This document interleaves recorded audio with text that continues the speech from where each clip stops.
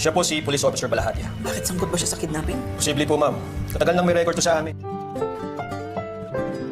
Ang susunod na programa ay rated PG. Ito ay nangangailangan ng patnubay at gabay ng magulang para sa mga batang manonood.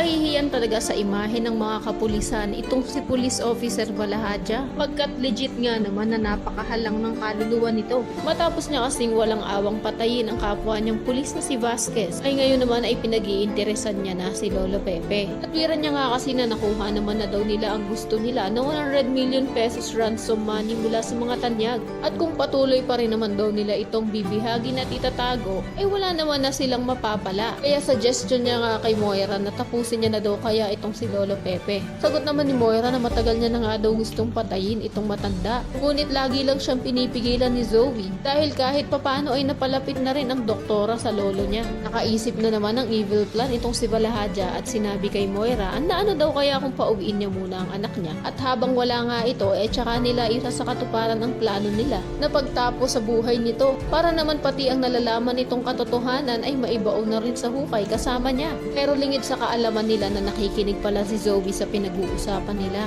At hindi siya makapaniwala na tamang-tama nga naman talaga ang mga sinabi ni Carlos sa kanya na isang kriminal na talaga itong si Moira.